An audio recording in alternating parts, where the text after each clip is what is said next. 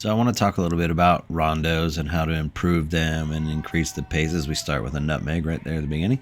But I want to talk a little bit about how to make them better and better for players and still enjoy it, still have fun. You'll see here, this is a very beginning of practice, a lot of things falling apart, a lot of trouble, slow transition between being in possession and out of possession. What I'm talking about here is changing the shape of it.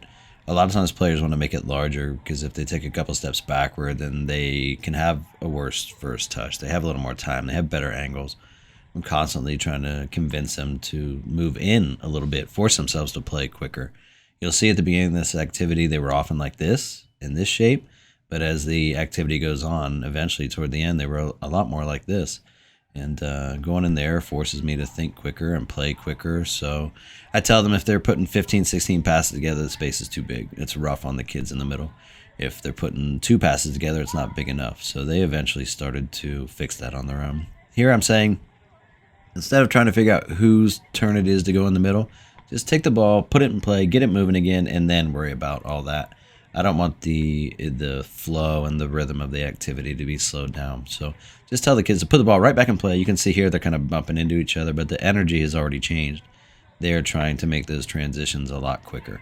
So when the ball's lost, just put that ball in play, give the penny to someone to get it moving. And it doesn't really matter who's in the middle. I kind of like to see kids that'll step up just to keep the activity flowing. You can see the pace and the energy of the activity has changed just by making those couple little adjustments already. Already playing a lot quicker. It's important as a coach to have a bunch of soccer balls right there. So the second one goes out, you can put a new one in play. Sometimes you can help dictate where the ball is too. If it's crowded on one side, put it to the other side. Make a rule that the first pass is free if you need to, but use that opportunity to dictate how you want it to go. Here what they're doing is if they play a ball to the right, they're going to switch places with the person on their left. If they play it to their left, they're going to switch places with the person on their right. They struggle with this sometimes, especially the first time, and this was the first time they did it. They would play it to the right and switch places with the person on the right. They're supposed to be going in the other direction. You'll see a few of them sometimes play it and then go, whoop, I'm supposed to go that way, and literally turn and go the other way. So I kind of like that they're thinking about it. I like that it fell apart a little bit for a while. I love chaos. I love when things are difficult. I love when they have to think. So I throw these little curveballs at them every once in a while. You'll see in this version, they're actually going to follow it. Now, if they play to their right, they're going to switch places with the person on the right. If they play to their left, they're going to switch places with the person on their left.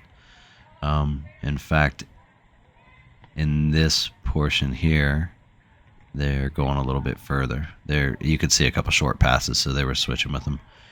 But as it expands, you're going to start to see that they're going to go around the outside to the person they actually played it to. So if they play it 3 people over, they're going to switch places with that person. If they play the ball to someone on the complete other side of it, they're going to go around the circle all the way around to that other side. But again, they're struggling a little bit with this because it's the first time they did it, but it gets much better as it goes. But the energy is great still. They're still playing really quickly. We've been doing this for quite a while. These variations took a little while to unfold. By the time we get to this point, they're going to follow the ball they play, even if that means going right through the center. So if they play it 2 people to the right, they're going to go through the center to that spot. If they play it all the way across the other side of the circle, they're going to run right through the middle. As this variation expanded, I tried to get them to show a little courage and see if they could actually dribble through. So if I dribble to the person 3 to my left, that's pretty cool. But if I can dribble straight through the middle, find that opening, get the ball moving and stretch an opponent apart, and then actually go through the middle, that's really fun. But a lot of times I'm just trying to see who has the courage to as well. So have a little bit of fun with it and try things in training and see what you like and keep the things you like and let go of the things you don't.